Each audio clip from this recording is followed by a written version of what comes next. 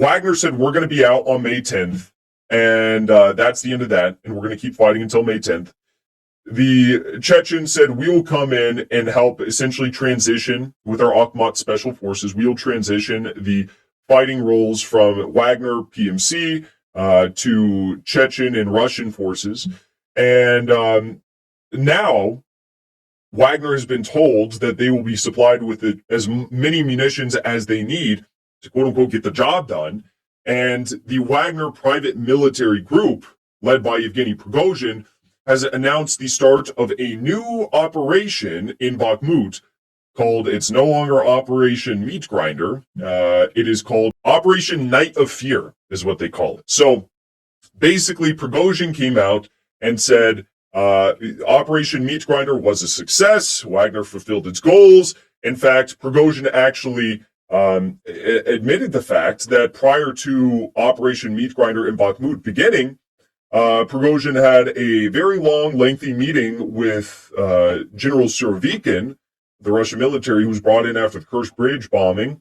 And Surovikin and Prigozhin basically formulated the Bakhmut Meat Grinder plan as what we all know it to be, an effort to consolidate the Ukrainian military and, Foreign Legion fighters into one giant pit where the Russian army could swallow them whole. Because keep in mind, the stated goals of the Russian special military operation in Ukraine is not to take territory. That obviously is what has happened and what is going to continue to happen. I don't see this ending before the Russians take Nikolaev, Odessa, maybe Kharkov, of course Kherson, because you have to do that to get to the border with Transnistria. But basically, they met and they said, the goals of the SMO are to demilitarize Ukraine and denazify Ukraine. Demilitarize, we can do that if we basically create one big cauldron, one big fighting pit, the battle for all battles that Zelensky will send all his men into, and we'll swallow them whole. Okay, and that's what they did. The Russians sent in a bunch of guys, volunteers from Russian prisons. These aren't top fighters, but these are men whose lives and their lack of fighting experience, military experience, could be seen as making them more expendable.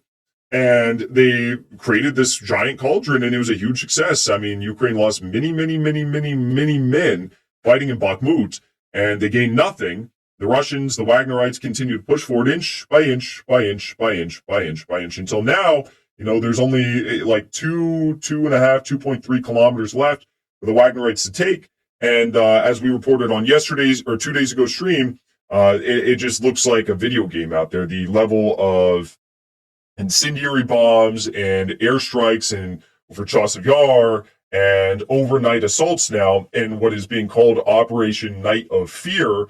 And Shoigu has ensured the Wagnerites that they will have enough munitions to continue these night raids and these night assaults in their new massive assault and Operation Night of Fear. So Operation Meat Grinder done. Now we're in Operation Night of Fear, which is essentially take Bakhmut, wrap up the job, try to do this before May 9th, but if not, whatever. And it's actually going to be quite a feat if the Ukrainians can keep them off from taking all of Bakhmut prior to May 9th. So they have about less than 24 hours left to do this. And if they do it, that's a pretty huge feat for them, for the Ukrainian military.